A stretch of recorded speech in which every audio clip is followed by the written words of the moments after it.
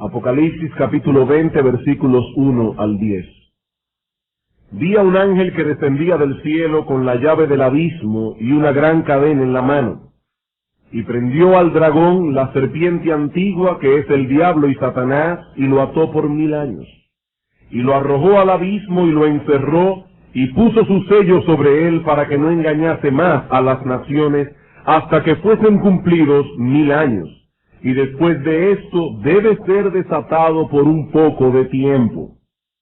Y vi tronos, y se sentaron sobre ellos los que recibieron facultad de juzgar, y vi las almas de los decapitados por causa del testimonio de Jesús y por la palabra de Dios, los que no habían adorado a la bestia ni a su imagen, y que no recibieron la marca en sus frentes ni en sus manos, y vivieron y reinaron con Cristo 1000 años.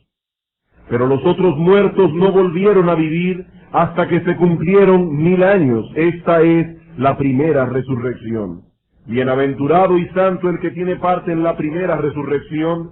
La segunda muerte no tiene potestad sobre estos, sino que serán sacerdotes de Dios y de Cristo, y reinarán con él 1000 años. Cuando los 1000 años se cumplan, Satanás será suelto de su prisión, y saldrá a engañar a las naciones que están en los 4 ángulos de la tierra, a Gog y a Magog, a fin de reunirlos para la batalla, el número de los cuales es como la arena del mar. Y subieron sobre la anchura de la tierra, y rodearon el campamento de los santos y la ciudad amada, y de Dios descendió fuego del cielo y los consumió. El diablo que los engañaba fue lanzado en el lago de fuego y azufre, donde estaban la bestia y el falso profeta, y serán atormentados día y noche por los siglos de los siglos. Como hemos visto ya, hermanos, el apóstol Juan inicia este capítulo relatando cómo Satanás fue atado al inicio de esta era evangélica, de modo que no pudiese impedir el avance de la iglesia en su tarea de predicar el evangelio del reino en todas las naciones. Los versículos 4 al 6 que estudiamos esta mañana mueven nuestra atención hacia los cielos, donde Juan contempla a los santos en Cristo que han muerto a lo largo de esta era evangélica, sentados en tronos y reinando con él. Y ahora finalmente en los versículos 7 al 10 que vamos a estudiar esta tarde, se describe la confrontación que se llevará a cabo al final de la era evangélica entre Satanás y sus huestes malignas contra la iglesia de Cristo y contra el Señor mismo. Esa es la sección que vamos a estudiar en esta tarde, y lo haremos bajo 3 encabezados. En primer lugar, veremos el engaño de las naciones.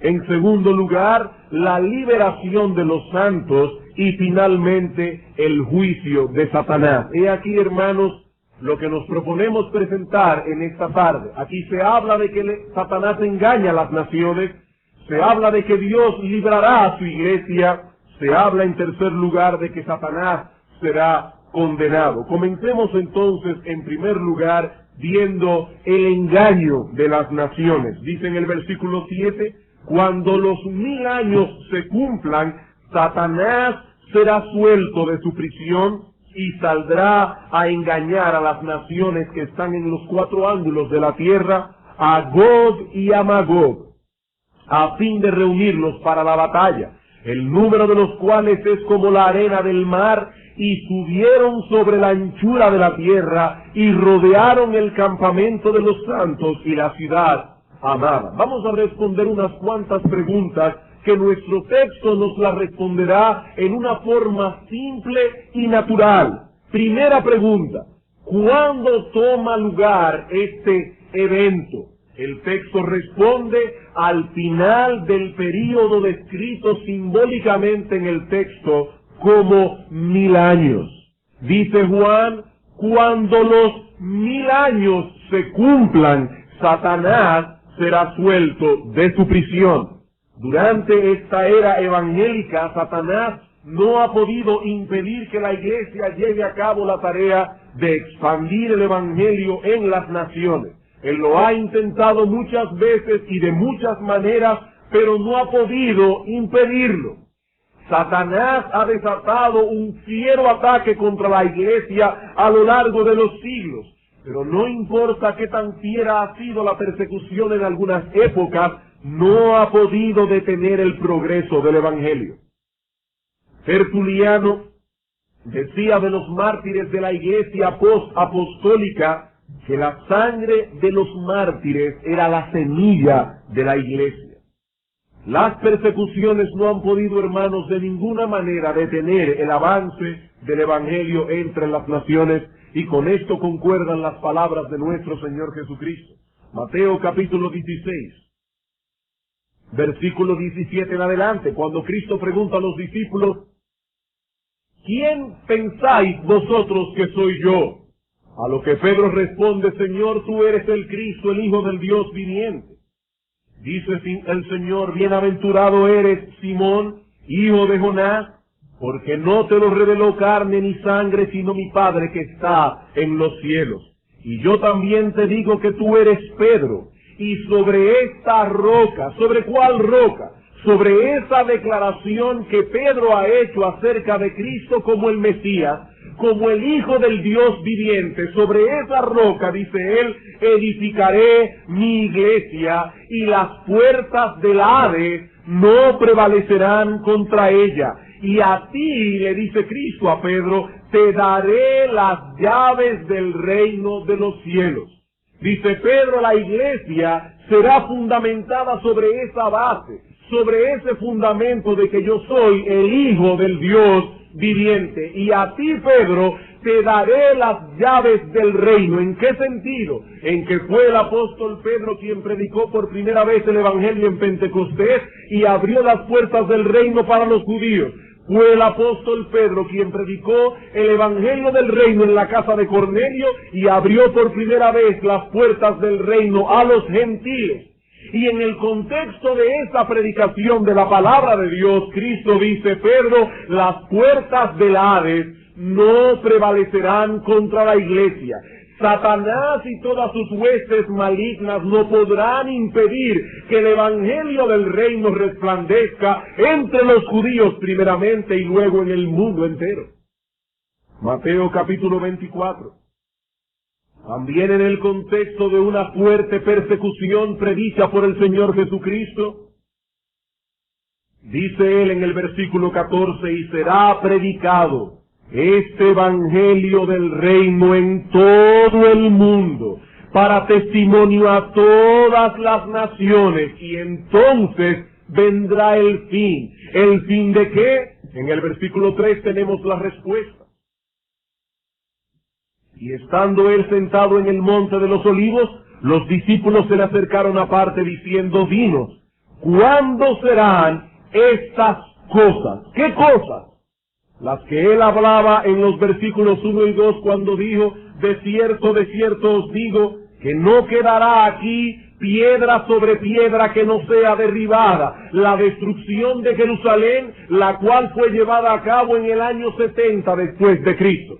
Pero es solamente de la destrucción de Jerusalén que habla Cristo en el monte de los olivos. Por supuesto que no. ¿Cuándo serán estas cosas, la destrucción de Jerusalén? ¿Qué señal habrá de tu venida y del fin del siglo, del fin de esta era? El sermón del monte de los olivos intenta responder estas tres preguntas. ¿Cuándo Jerusalén será destruida? 70 después de Cristo. ¿Cuándo viene el Señor? ¿Y cuándo será el fin de esta era? Y dice el Señor Jesucristo: a pesar de que tendréis mucha persecución, podréis llevar el Evangelio del reino a todas las naciones. Satanás no podrá impedirlo. Y entonces, cuando el Evangelio del reino haya sido predicado, entonces, y solo entonces, vendrá el fin. Hermanos, cuando Cristo pronunció esta profecía era ciertamente un programa muy ambicioso. Los apóstoles no contaban con programas televisivos vía satélites. Era un grupito de hombres sin ninguna fuerza política, sin ninguna fuerza económica, sin los instrumentos que nosotros tenemos a la mano hoy para poder llevar un mensaje a una gran masa de personas, Cristo dice aún así, llevaréis este evangelio del reino a todas las naciones. Satanás no podrá impedir el avance de la fe cristiana. Mateo capítulo 28, versículo 18. Y Jesús se acercó y les habló diciendo, toda potestad me es dada en el cielo y en la tierra. Por tanto, por cuanto yo tengo toda autoridad, y haced discípulos a todas las naciones, bautizándolos en el nombre del Padre, y del Hijo, y del Espíritu Santo, enseñándoles que guarden todas las cosas que os he mandado, y he aquí yo estoy con vosotros todos los días, hasta el fin del aion, hasta el fin del siglo. La misma cosa que dice el Señor en Mateo capítulo 24, versículo 14. ¿Cuándo serán engañadas las naciones? Cuando esa tarea sea llevada a cabo. Cuando la iglesia haya podido llevar el evangelio del reino a todas las naciones. Segunda pregunta. ¿Quién engañará a las naciones? También nuestro texto lo responde con claridad. Satanás será suelto de su prisión y saldrá a engañar a las naciones. He ahí la mente que está detrás de ese engaño universal. Satanás logrará unificar el pensamiento del mundo hacia un propósito específico. ¿Y cuál es ese propósito? ¿Cuál es la meta que Satanás pretenderá lograr con su estrategia maligna? El texto dice, a fin de reunirlos para la batalla. Vean el capítulo 20 de Apocalipsis otra vez. Dice en el versículo 8 al final, a fin de reunirlos para la batalla. Hay un propósito específico que Satanás quiere lograr. Él reunirá a las naciones que están en los cuatro ángulos de la tierra, una expresión que indica universalidad, norte, sur, este y oeste, reunirá al mundo entero para la batalla. Ahora noten, hermanos, algo muy importante, y es que se está hablando aquí de una batalla específica. No dice simplemente que los reunirá para pelear, sino para pelear la batalla. Ton polemon, una expresión muy específica en el texto original. La batalla, una batalla específica que Juan y sus lectores podían identificar fácilmente. Ahora bien, ¿qué batalla es esta? Apocalipsis capítulo 16. Él menciona la batalla como si sus lectores entendieran lo que él estaba diciendo. Apocalipsis capítulo 16, versículo 13 y 14.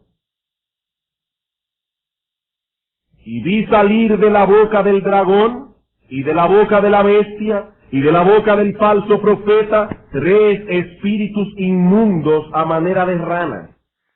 Recuerden, hermanos, es una visión, pues son espíritus de demonios que hacen señales y van a los reyes de la tierra en todo el mundo.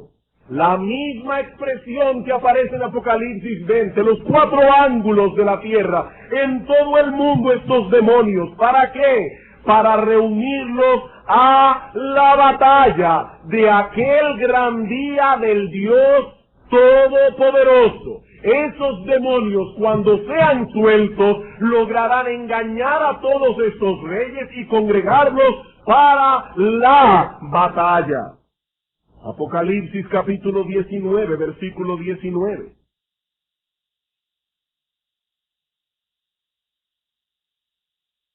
Y vi a la bestia, a los reyes de la tierra, y a sus ejércitos reunidos para guerrear. Es una pena que aquí Reina Valera no tradujo todo lo literal que debió haber traducido este texto, porque aquí dice, los reunió ton polemon, La misma expresión griega que aparece en Apocalipsis 29, la misma expresión que aparece en Apocalipsis 16, 14, los reunió para la batalla contra el que montaba el caballo y contra su ejército. Satanás logrará unificar el pensamiento de los reyes de la tierra para pelear en una batalla específica que Juan dice la batalla de Armagedón. Apocalipsis capítulo 17, versículos 13 y 14. Estos tienen un mismo propósito y entregarán su poder y su autoridad a la bestia. Pelearán contra el Cordero y el Cordero los vencerá, porque Él es Señor de señores y Rey de reyes, y los que están con Él, es decir, con el Cordero, son llamados, elegidos y fieles. Tres palabras que se usan en el Nuevo Testamento en una forma muy distintiva para hablar de la iglesia del Señor. Hermanos, todos estos textos hablan de una confrontación final de las naciones, movidos por Satanás y sus agentes contra Cristo y contra su pueblo. Versículo 9 del capítulo 20. Y subieron sobre la anchura de la tierra, y rodearon el campamento de los santos y la ciudad amada, y de Dios descendió fuego del cielo y los consumió. Como bien señala un comentarista, aquí se describe el ataque final de las fuerzas anticristianas contra la iglesia. La iglesia ha sido atacada, como hemos dicho, a lo largo de los siglos, y a medida que nos acercamos al final de esta era evangélica, hermanos, no nos hagamos ilusiones. Debemos esperar que esas hostilidades se irán acrecentando. Pero aquí se describe una confrontación diferente. Aquí se nos habla de todas las naciones al unísono, dice el versículo 8, de los cuatro ángulos de la tierra vendrán, todas unificadas con un mismo propósito, el exterminio total de la iglesia. Juan nos dice que el número de ellos es como la arena del mar. Nunca antes la iglesia ha tenido que enfrentar una hostilidad semejante. En el versículo 8 se mencionan dos nombres específicos, Gog y Magog. Pero en el mismo texto se nos habla de los cuatro ángulos de la tierra y de que el número de ellos es como la arena del mar. Así que no es de una nación específica que se habla aquí, sino del mundo entero. Vean otra vez el capítulo 16, versículo 14. Pues son espíritus de demonios que hacen señales y van a los reyes de la tierra en todo el mundo para reunirlos para la batalla de aquel gran día del Dios Todopoderoso. Y en el capítulo 19, versículo 19, dice, vi a la bestia y a los reyes de la tierra, todos reunidos para la batalla. ¿Por qué se mencionan entonces a Gog y a Magog en el texto? Hermanos, tan pronto veamos quiénes son Gog y Magog, veremos la relación tan estrecha que existe entre la derrota que sufrirán las naciones en aquella confrontación final de la que habla Juan en Apocalipsis 20, con la derrota sufrida por Gog y Magog, dos naciones del pasado, descritas en Ezequiel 38 y 39, que también en su momento se enfrentaron contra el pueblo de Dios en el antiguo pacto. ¿Quiénes son Gog y Magog? Hendrickson comenta al respecto. La expresión Gog y Magog se toma del libro de Ezequiel, y los invito a leer en sus casas Ezequiel capítulo 38 y Ezequiel capítulo 39. En Ezequiel, la frase indica Gog y Magog en Ezequiel, sin duda, el poder de los seleucidas, especialmente en los días de Antíoco Epífanes, el cruel enemigo de los judíos. ¿Quién fue Antíoco Epífanes? Bueno, Antíoco fue un rey perverso que gobernó a los sirios en los días de los macabeos, 1 siglo y medio antes del nacimiento del Señor. Alguien ha dicho acerca de Antíoco Epífanes, a quien los judíos llamaban Antíoco Epímanes, en una forma de burla que significa Antíoco el loco. Antíoco Epífanes fue el peor enemigo de los judíos que los judíos tuvieron en toda su historia hasta la llegada de Hitler. Los que quieren leer esta historia con más amplitud, en las Biblias católicas encontrarán 2 libros no inspirados por el Espíritu Santo, pero que pueden tomar como un libro meramente histórico, Primera y Segunda de Macabeos, y allí ustedes verán esta historia, cómo los judíos tuvieron que enfrentar a los sirios al mando de Antíoco 1 siglo y medio antes del Señor. Es de eso que habla Ezequiel en su profecía. Sigue diciendo Hendrickson. El centro de su reino estaba en el norte de Siria.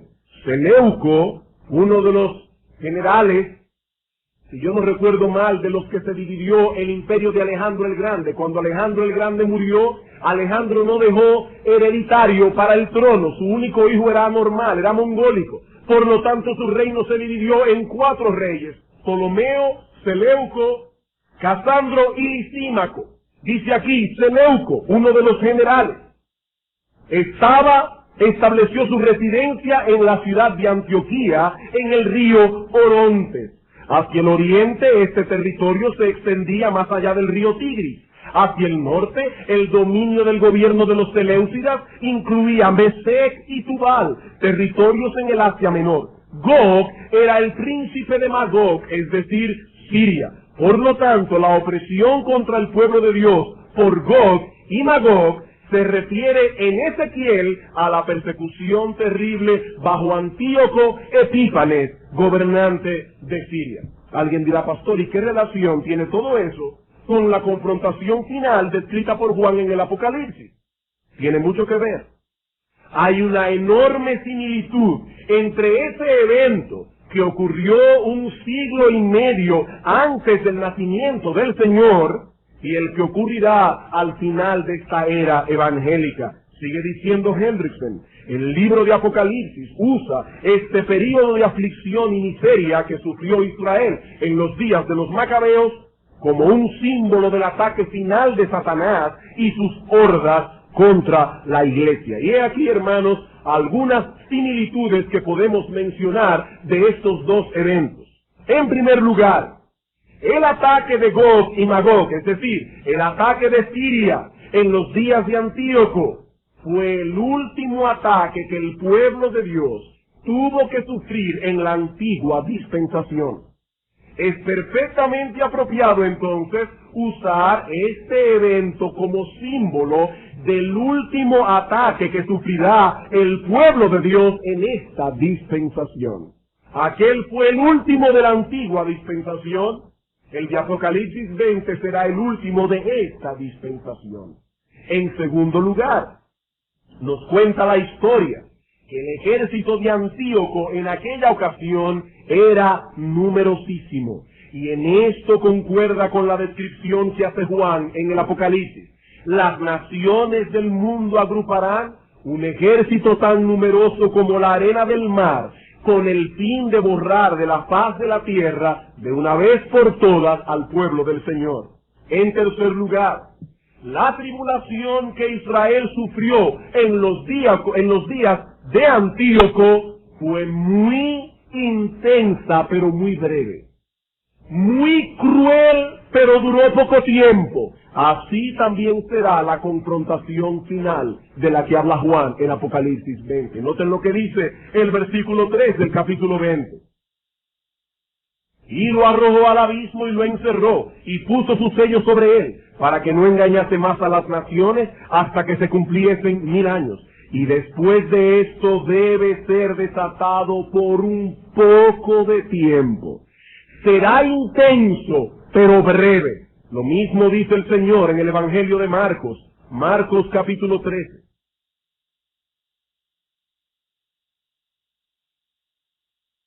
Marcos capítulo 13, versículo 20.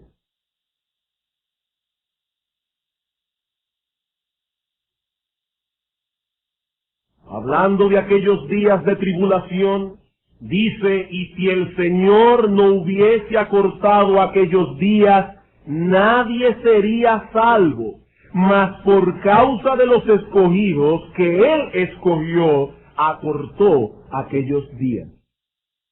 Será una tribulación intensa, pero breve. De 7 años, no lo sabemos, hermanos. No hay ninguna indicación en la Escritura para decir cuánto tiempo durará esa tribulación. No dice que es 7 años, ni 1 año, ni 6 meses. Simplemente será una persecución intensa, pero breve. Lo mismo que ocurrió en los días de Antíoco Epífanes. Pero la cuarta y la última similitud que mencionaremos es la más gloriosa de todas. Teniendo un ejército tan numeroso como el que Antíoco tuvo, era muy improbable que fuera derrotado. Era una pequeñita nación, pero lo cierto fue que los sirios sufrieron en aquella ocasión una humillante, aplastante e inesperada derrota. Así será también en los días de la última batalla. Dios mismo se encargará de aplastar a los rebeldes. Leyendo Primera de Macabeos, hermanos, yo no estoy diciendo que este libro es inspirado, lo estoy tomando como un libro histórico. Escuchen cómo Nicanor relata el fin de Antíoco Epífanes. Dice aquí, arrebatado de furor, pensaba vengar en los judíos la afrenta de los que le habían puesto en fuga, y por eso ordenó al conductor que hiciera avanzar el carro sin parar hasta el término del viaje.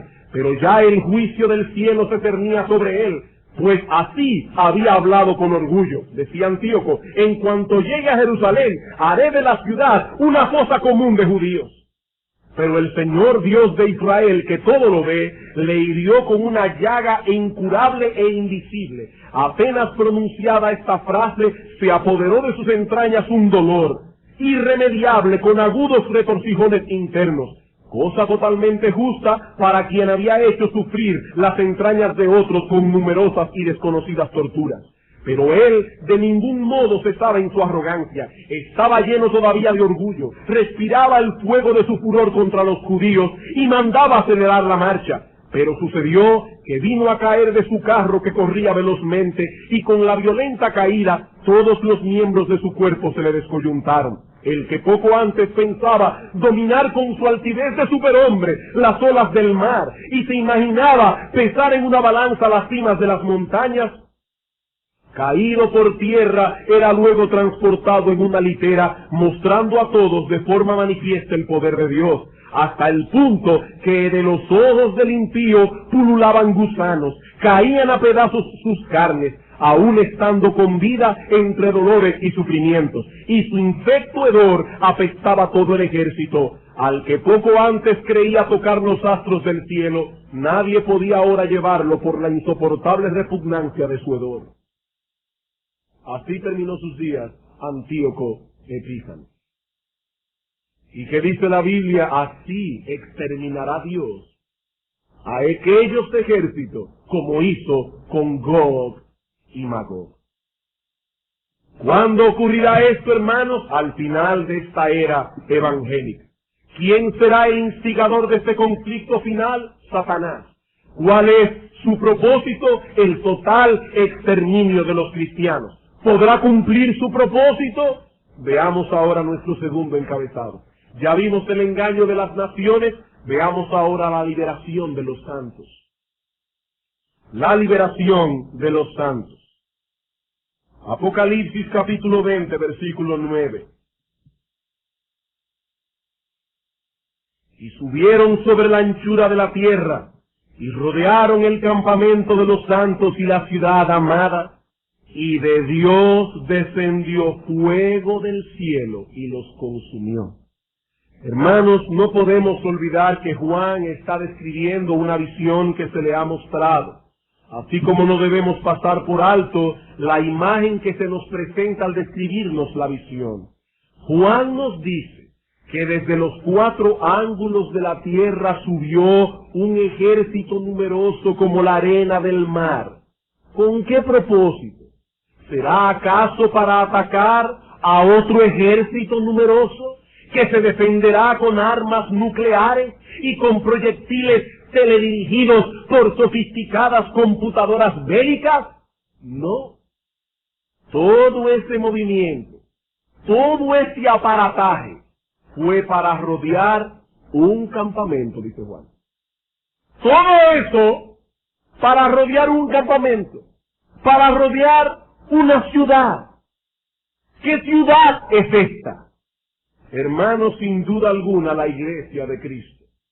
Ese grupo de hombres y mujeres a quienes Pedro describe en su carta como linaje escogido, real sacerdocio, nación santa, pueblo adquirido por Dios para que anunciéis las virtudes de aquel que os llamó de las tinieblas a su luz admirable. Vosotros que en otro tiempo no erais pueblo, pero ahora sois pueblo. Y no solo un pueblo, sino la ciudad amada de Dios.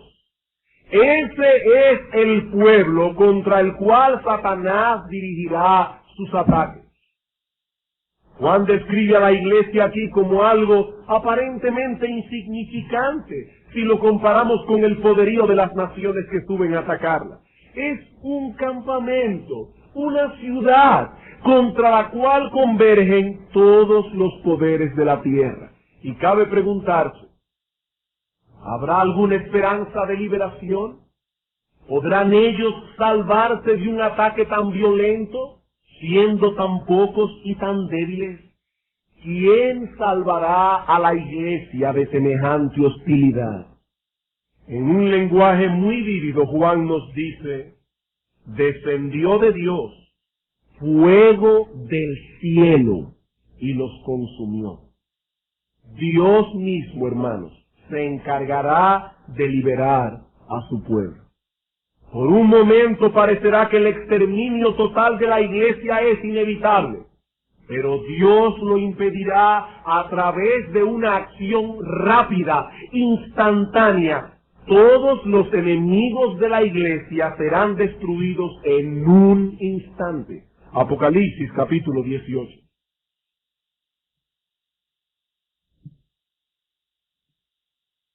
Apocalipsis capítulo 18, versículo 2.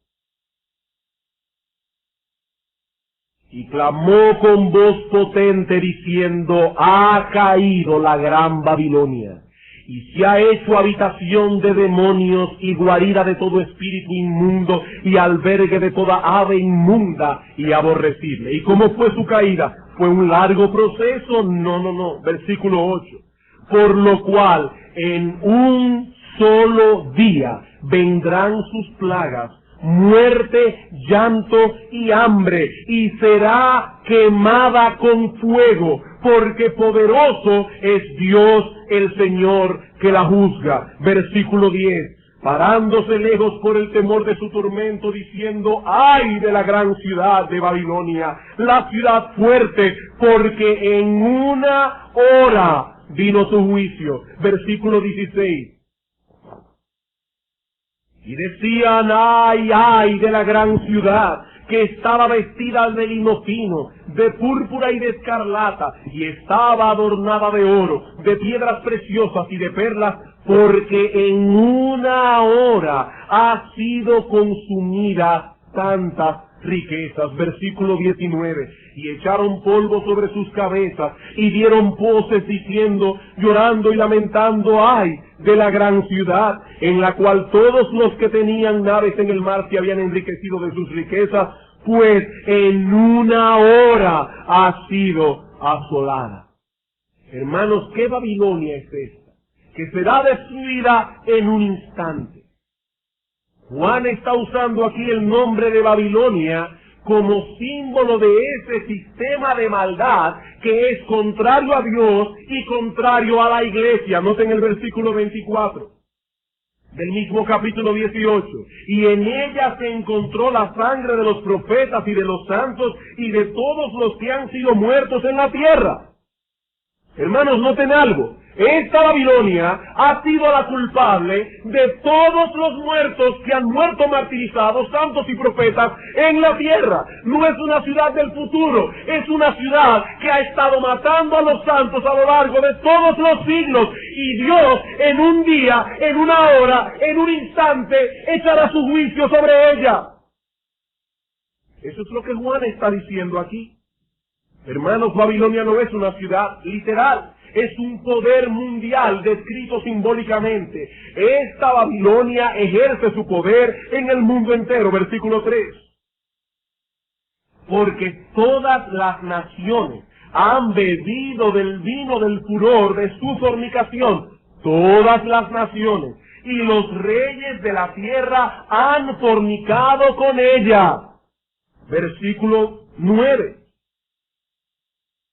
Y los reyes de la tierra que han fornicado con ella y con ella han vivido en deleites, llorarán y harán lamentación sobre ella cuando vean el humo de su incendio. Es por eso, hermanos, que se invita al pueblo de Dios a regocijarse por la caída de esta gran ciudad. Versículo 20. Alégrate sobre ella, cielo, y vosotros, santos, apóstoles y profetas, porque Dios os ha hecho justicia en ella. Hermanos, esta ciudad ha tenido que ver con el martirio de santos, de apóstoles y profetas. No puede ser una ciudad que ocupa un lugar histórico en un momento específico. Es una ciudad que ha corrido a lo largo de toda la historia. Y dice Juan, su destrucción será instantánea. En una hora, en un día, todo ese poder será destruido. Alguien dirá, pero pastor, ¿y qué le hace pensar que la caída de Babilonia en Apocalipsis 18 es un pasaje paralelo al que estamos estudiando en Apocalipsis capítulo 20? Hermanos, no olviden primero que la estructura del libro de Apocalipsis son secciones paralelas que describen la misma cosa bajo varias perspectivas distintas. Pero aparte de eso, nosotros tenemos la clara declaración del mismo libro de Apocalipsis, Apocalipsis capítulo 16. ¿Cómo sabemos que es la misma batalla? Vamos a verlo en el mismo libro.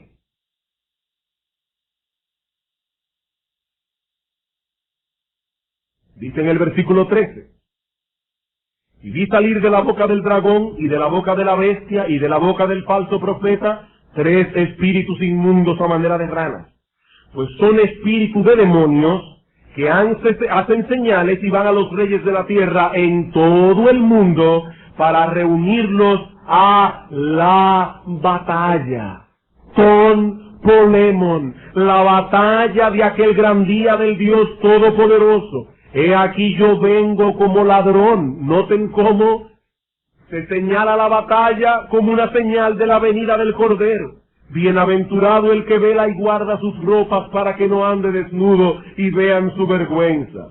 Y los reunió en el lugar que en hebreo se llama Armagedón. El 7º ángel derramó su copa por el aire y salió una gran voz del templo del cielo del trono diciendo, hecho está. Entonces hubo relámpagos y voces y truenos y un gran temblor de tierra, un terremoto tan grande cual no lo hubo jamás desde que los hombres han estado sobre la tierra. Y ahora escuchen. Y la gran ciudad fue dividida en 3 partes, y las ciudades de las naciones cayeron, y la gran Babilonia vino en memoria delante de Dios, para darle el cáliz del vino del ardor de su ira, y toda isla huyó, y los montes no fueron hallados. Ya Juan había comentado esa misma escena en el capítulo 6. Toda isla huyó de su lugar. ¿Cuántas veces van a huir las islas de su lugar? Hermanos, es evidente que son secciones paralelas. Y aquí se está diciendo, la gran Babilonia va a ser juzgada. ¿En qué día? En el gran día de la ira del Dios Todopoderoso. ¿Cuándo? Cuando todas las naciones se agrupen para pelear la batalla. Hermanos, ¿quién defenderá este pequeño campamento de santos a quienes el mundo deseará destruir por completo? Es Cristo mismo quien defenderá a su pueblo. Apocalipsis capítulo 17, versículo 12. Y los 10 cuernos que has visto son 10 reyes, que aún no han recibido reino, pero por una hora recibirán autoridad como reyes juntamente con la bestia. Estos tienen un mismo propósito y entregarán su poder y su autoridad a la bestia. Pelearán contra el Cordero y el Cordero los vencerá, porque Él es Señor de señores y Rey de reyes. Y los que están con Él son llamados, elegidos y fieles. Me dijo también, las aguas que has visto donde la ramera se sienta son pueblos, muchedumbres, naciones y lenguas. Hermanos, ¿cómo se llama esa gran ramera? Babilonia, la grande, la madre de las rameras y de las abominaciones de la tierra. ¿Y qué se dice de esa ramera? Que se sienta sobre las aguas. ¿Y qué son esas aguas? Son pueblos, muchedumbres, naciones y lenguas. Todas las naciones del mundo agrupadas para destruir a la iglesia del Señor. Y los 10 cuernos que visten la bestia, estos aborrecerán a la ramera y la dejarán desolada y desnuda, y devorarán sus carnes y la quemarán con fuego, porque Dios ha puesto en sus corazones el ejecutar lo que Él quiso, ponerse de acuerdo y dar su reino a la bestia hasta que se cumplan las palabras de Dios. Y las mujeres que has visto en la gran ciudad que reina sobre los reyes de la tierra. Sí, hermanos, yo sé que hay muchas cosas allí difíciles de entender, pero hay una cosa clara. El Cordero los vencerá. El Cordero defenderá a su pueblo. Apocalipsis capítulo 19, versículo 11.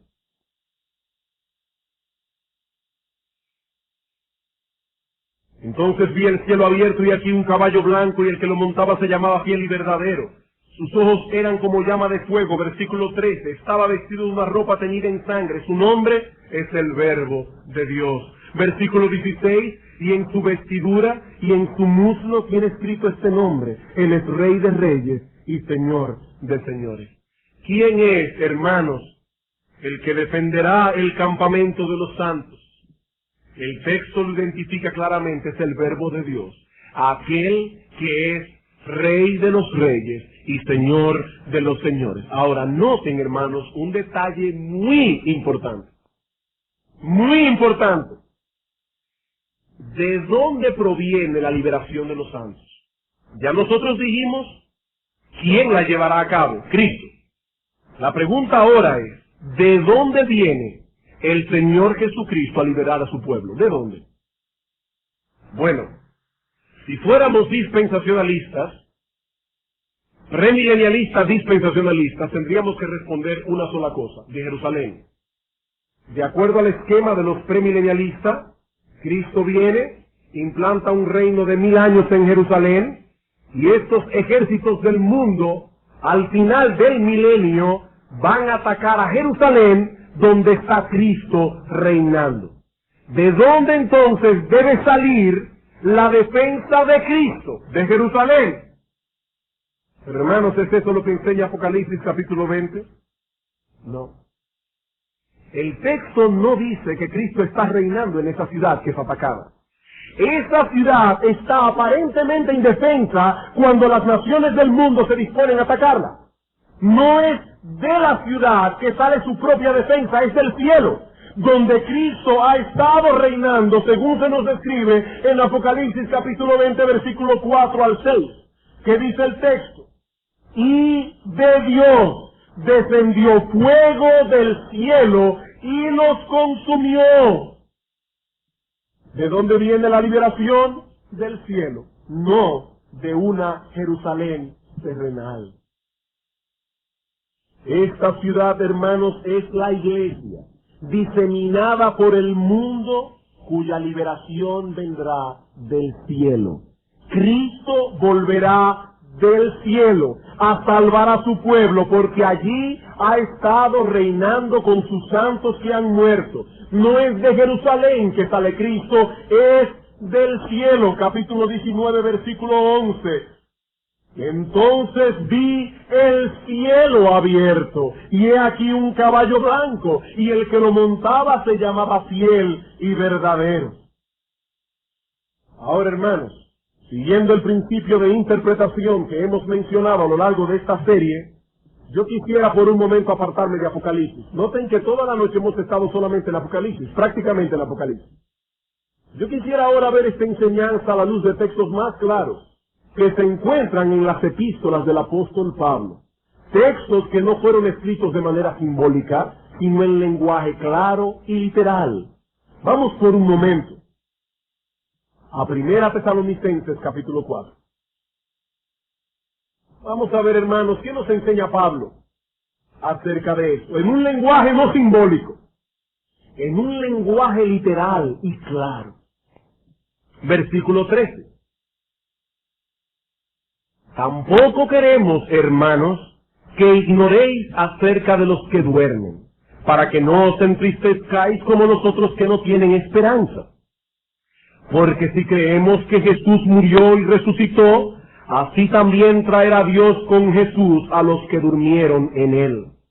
Por lo cual os decimos esto en palabra del Señor, que nosotros, que vivimos, que habremos quedado hasta la venida del Señor, no precederemos a los que durmieron, porque el Señor mismo, con voz de mando, con voz de arcángel y con trompeta de Dios, descenderá del cielo. ¿Y qué pasará? Los muertos en Cristo resucitarán primero.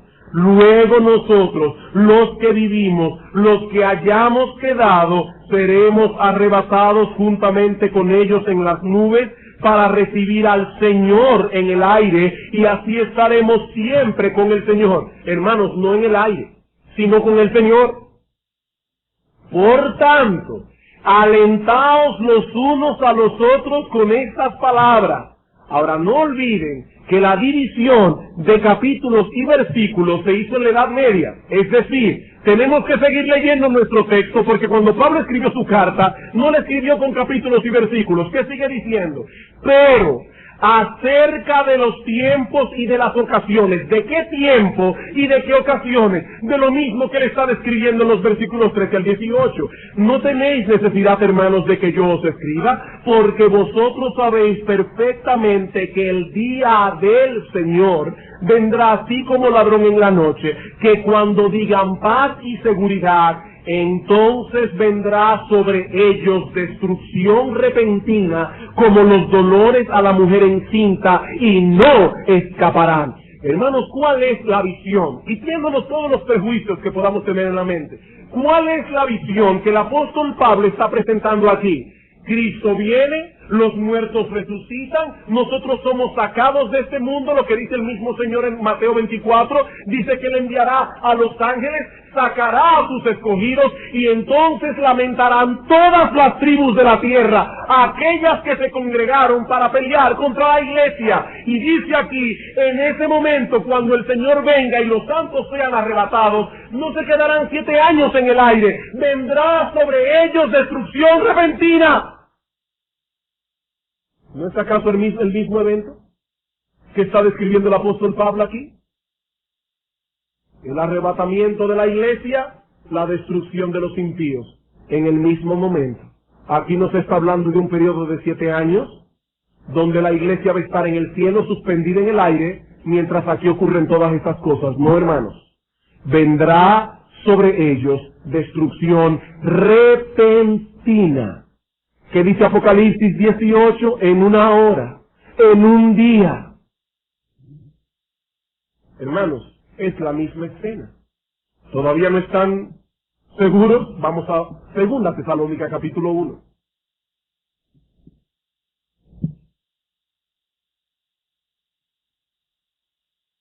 Versículo 6.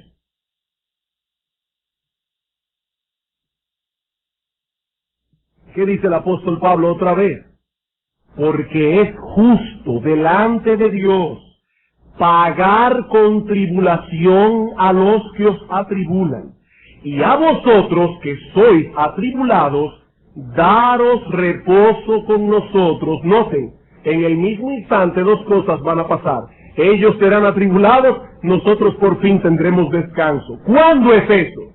Cuando se manifieste el Señor Jesús desde el cielo con los ángeles de su poder en llama de fuego.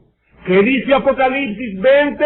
Descendió fuego del cielo en llama de fuego para dar retribución a los que no conocieron a Dios ni obedecen el evangelio de nuestro Señor Jesucristo, los cuales sufrirán pena de eterna perdición, excluidos de la presencia del Señor y de la gloria de su poder. ¿Cuándo? Cuando venga en aquel día para ser glorificado en sus santos y ser admirado en todos los que creyeron. Hermanos, el mismo día, en el mismo momento, Cristo viene a ser admirado por los que le creyeron, a darle reposo a los creyentes y destrucción en llama de fuego a los impíos. ¿Todavía no están convencidos? Vamos al capítulo 2. Eso es una forma de hablar, yo sé que muchos están convencidos. Versículo 1. Hermanos, escuchen este texto. Estamos dejando simplemente que la Biblia hable, pero con respecto a la venida de nuestro Señor Jesucristo, y para que no haya dudas, y nuestra reunión con Él. Es decir, aquí se está hablando del mismo evento que se describe en 1 Tesalonicenses 4:13-18, cuando la iglesia es arrebatada y se reúne con Cristo. ¿Qué dice el apóstol Pablo? Acerca de la venida de nuestro Señor Jesucristo y de nuestra reunión con Él, os rogamos que no os dejéis mover fácilmente de vuestro modo de pensar, ni os conturbéis, ni por espíritu, ni por palabra, ni por carta como si fuera nuestra, en el sentido de que el día del Señor está cerca. Nadie os engañe en ninguna manera. ¿Por qué? Porque no vendrá sin que antes venga la apostasía y se manifieste el hombre de pecado, el hijo de perdición, el cual se opone y se levanta contra todo lo que se llama Dios o es objeto de culto, tanto que se sienta en el templo de Dios como Dios, haciéndose pasar por Dios. Dice, eso tiene que pasar primero. Y ahora dice Pablo, ¿no os acordáis que cuando yo estaba todavía con vosotros os decía esto? Lo mismo que dice en el capítulo 5, versículo 1 de la primera carta. No tenéis necesidad de que yo os escriba, porque Pablo había hablado de eso. Versículo 6. Y ahora vosotros sabéis lo que lo detiene, a fin de que a su debido tiempo sea manifestado. Hermanos, ¿qué hemos estado diciendo? Que Dios ha estado restringiendo a Satanás. Que Satanás está atado. ¿Para qué? Para que no pueda cumplir su designio malvado. Para que no pueda levantar finalmente ese anticristo que unirá a todas las naciones para guerrear contra el pueblo de Dios. ¿Y qué dice Pablo aquí? Ustedes saben lo que lo detiene. ¿Qué es eso? Hermanos, nosotros no lo sabemos. Yo me declaro incompetente. Yo no sé qué es lo que lo detiene. Algunos dicen tiene que ser un ángel porque es a Satanás que está deteniendo. Pero una cosa sí es segura. Ahora mismo Dios lo está deteniendo. Satanás está atado. Satanás no puede llevar a cabo ese designio. No puede. Hay algo que lo detiene. Pero a su debido tiempo se manifestará. Porque ya está en acción el misterio de la iniquidad. Solo que hay quien al presente lo detiene hasta que él a su vez se ha quitado de en medio. ¿Y qué ocurrirá? Que entonces se manifestará aquel inicuo a quien el Señor matará con el espíritu de su boca y destruirá con el resplandor de su venida. He ahí, hermanos, los textos claros, escritos en un lenguaje no simbólico, literal, que debe iluminar aquellos textos de Apocalipsis capítulo 16, 17, 18, 19 y 20. La misma cosa. Bien, hermanos, hemos visto ya el engaño de las naciones, la liberación de los santos, y veamos ahora más brevemente el juicio de Satanás. El juicio de Satanás. Apocalipsis capítulo 20, versículo 10.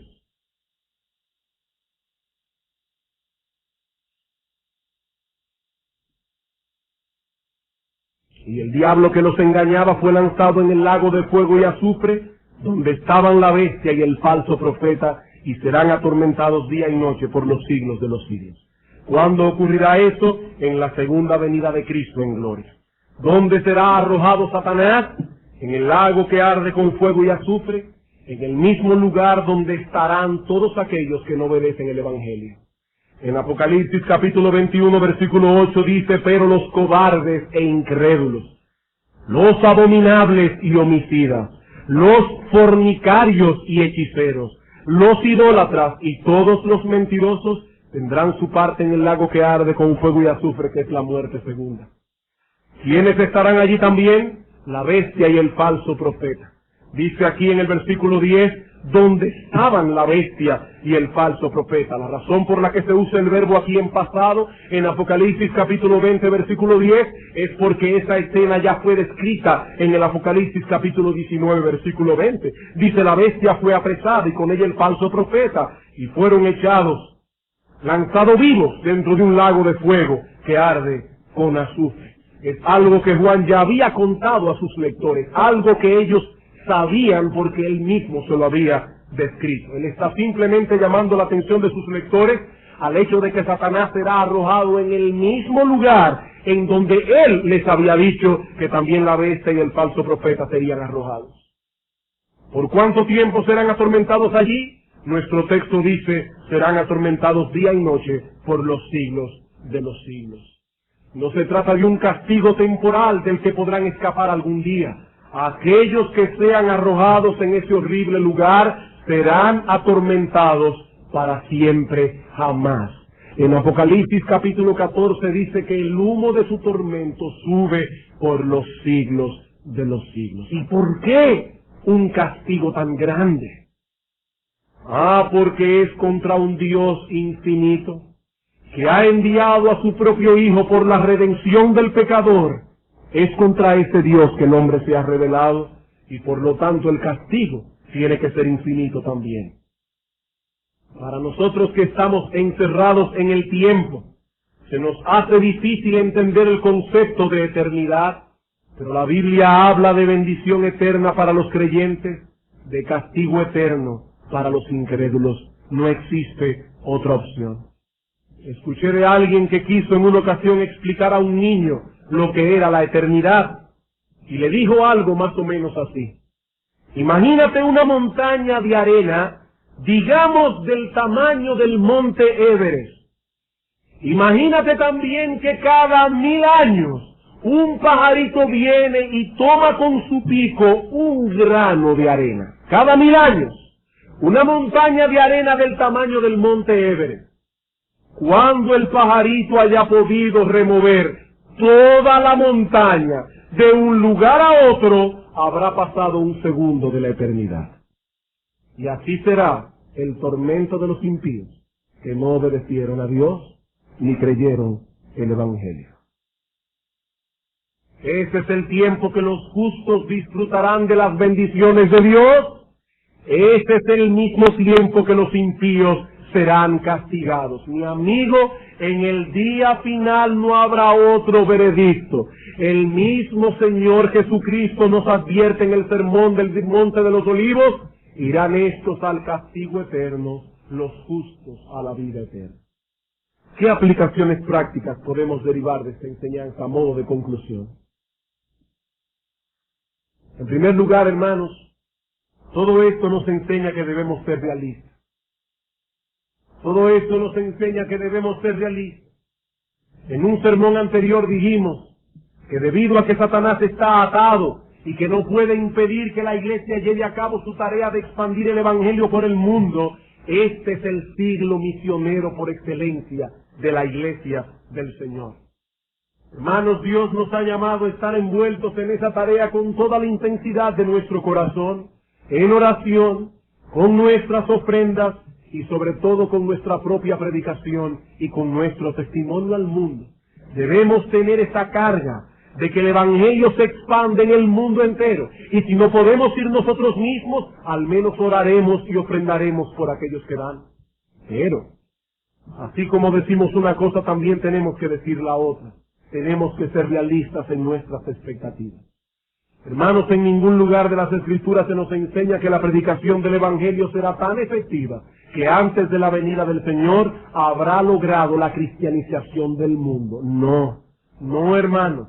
Este presente siglo malo seguirá siendo malo hasta que Cristo venga.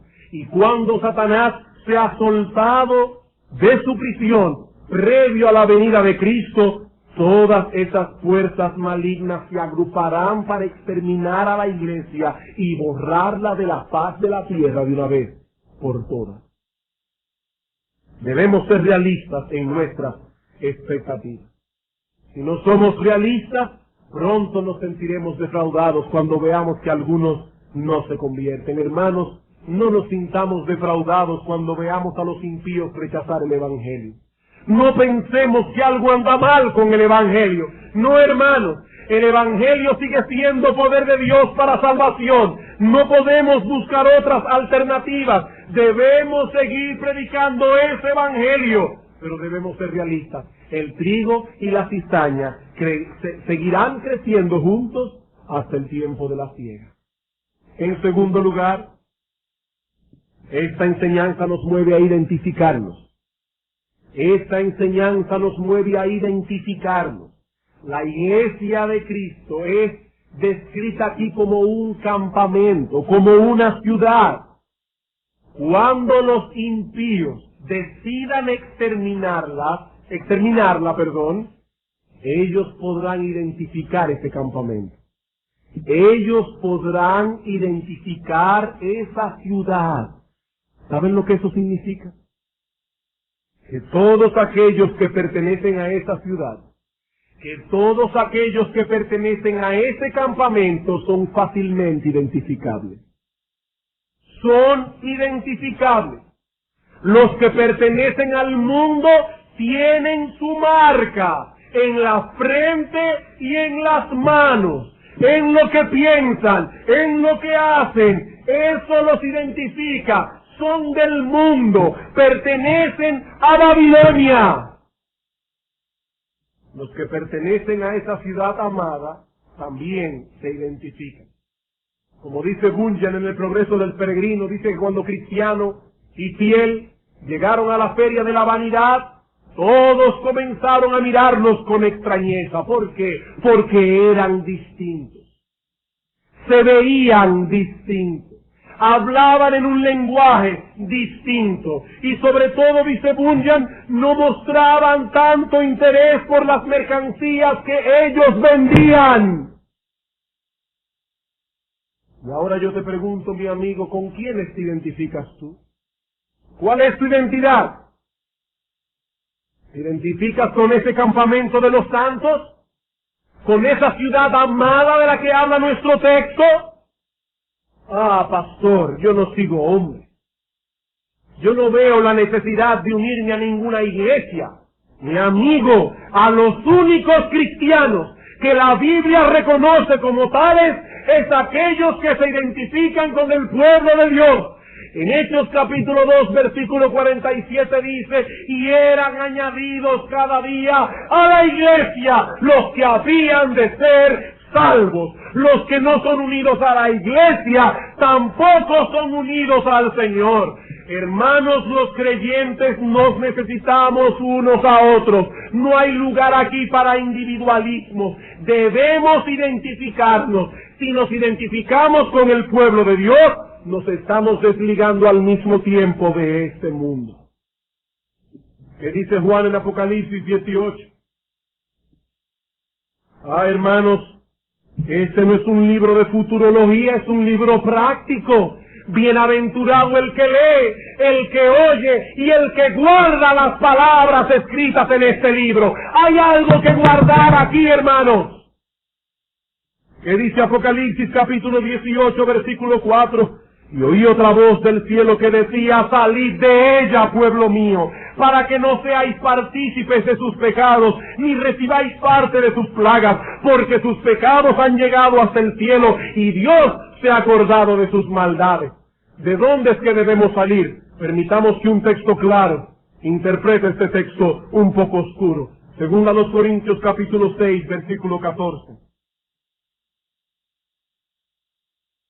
Según a los Corintios capítulo 6, versículo 14. No os unáis en yugo desigual con los incrédulos, porque ¿qué compañerismo tiene la justicia con la injusticia? ¿Qué comunión la luz con las tinieblas? ¿Qué concordia Cristo con Belial? ¿Qué parte el creyente con el incrédulo? ¿Y qué acuerdo hay entre el templo de Dios y los ídolos? Porque vosotros sois el templo del Dios viviente, como Dios dijo: habitaré y andaré entre ellos, y seré su Dios, y ellos serán mi pueblo, por lo cual salid de en medio de ellos, y apartaos, dice el Señor, y no toquéis lo inmundo, y entonces yo os recibiré, y seré para vosotros por padre, y vosotros me seréis hijos e hijas, dice el Señor Todopoderoso. ¿A qué nos está invitando la Biblia aquí? A identificarnos. Identificarnos con esa ciudad amada. Hermanos, cuidado con asumir la postura de algunos, que en nombre de una supuesta libertad cristiana, se llaman a sí mismos cristianos, pero sus estilos de vida los identifican más bien con Babilonia y no con el pueblo de Dios. Mi amigo, ¿cuál es tu ciudadanía? ¿Babilonia o la ciudad amada? ¿Qué dice tu forma de andar? ¿Qué dice tu forma de vestir? ¿Qué dice tu forma de hablar? ¿Qué dicen tus planes? ¿Qué dicen tus prioridades, mi amigo? ¿Cuál es tu ciudadanía? ¿Eres tú como Daniel, que siendo aún joven y tierno de edad, cuando fue a la Babilonia literal llena de perversión, propuso en su corazón no contaminarse? ¿Y qué puedes decir, hermanos, tú de las personas con quienes tú intimas? ¿En cuáles personas encuentras tú deleite? ¿En aquellos que se identifican con el campamento de los santos y la ciudad amada? ¿O tales personas te parecen demasiado insignificantes? El salmista David dice en el Salmo 119, compañero soy yo de todos los que te temen y guardan tus mandamientos. Esos, oh Señor, son mis compañeros. ¿Cuáles son los tuyos? El apóstol Pablo le dice a Timoteo: Timoteo, huye de las pasiones juveniles. Sigue la justicia, la fe, el amor, la paz. ¿Con quiénes? Con los que de corazón limpio invocan al Señor. Mi amigo, déjame hacerte una advertencia. Si en aquel día te encuentras en el bando equivocado, serás destruido. Si aquel día te encuentras en el bando equivocado, serás destruido. Y tu condenación será por los siglos de los siglos. Por eso es que la Biblia nos manda a velar en el contexto de las cosas que ocurrirán cuando Cristo vuelva.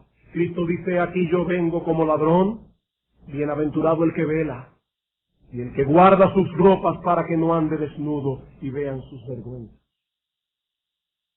Finalmente, hermanos, esta enseñanza debe ser para nosotros motivo de gozo y de alegría al saber que los enemigos del pueblo de Dios y de su pueblo no prevalecerán. Son fieros los ataques del mundo. Son duras las burlas que los impíos nos hacen. Es doloroso sentir el rechazo con que el mundo nos rechaza. Sí, hermanos, todo eso duele y pica, pero algún día las cosas cambiarán. Vean Apocalipsis capítulo 19.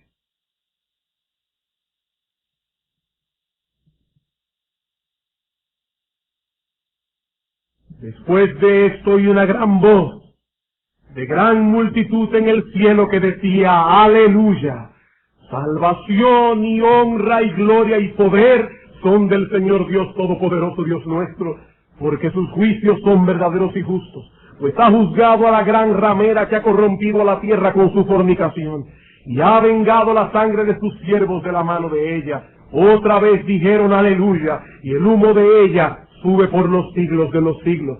Y los 24 ancianos y los 4 seres vivientes se postraron en tierra y adoraron a Dios, Versículo 7, gocémonos y alegrémonos y démosle gloria, porque han llegado las bodas del Cordero. Alguien dirá, pastor, pero note que estos santos alaban a Dios y se gozan después que Babilonia cayó, pero nosotros todavía estamos contemplando la escena de este lado. Babilonia no ha caído. Sí, pero aún así, hermanos, podemos gozarnos por fe, podemos mirar con expectación. Noten lo que pasó con el apóstol Juan. Juan también vivió de este lado. Y dice en el versículo 9, él mismo viendo su visión. Y el ángel me dijo, escribe, bienaventurados los que son llamados a la cena de las bodas del Cordero. Y me dijo, estas son palabras verdaderas de Dios. ¿Y qué hizo Juan? Yo me postré a sus pies para adorarle. Esto movió a Juan a adorar. Su problema fue que adoró en el lugar equivocado. Pero Juan por fe adoró a Dios, porque vio en una visión lo que nosotros estamos viendo hoy, hermanos. El ataque de los impíos no es para siempre. Algún día Cristo volverá y entonces nosotros podemos disfrutar de todas aquellas cosas que Él ha preparado para los que le aman. Sí, hermanos, nuestra vida está escondida con Cristo en Dios. Cuando Él se manifieste, nosotros seremos manifestados en el mundo. Y entonces veremos quién fue el tonto. Juan vio esto y adoró. Adoró. Hermanos, las promesas de Dios son fieles y verdaderas. Ni una sola de estas promesas quedará sin cumplimiento. El cielo y la tierra pasarán, dice Cristo. Mis palabras no pasarán. Y en Lucas 21, y con esto termino, dijo, cuando estas cosas comiencen a suceder, erguíos y levantad vuestra cabeza, porque vuestra redención está cerca.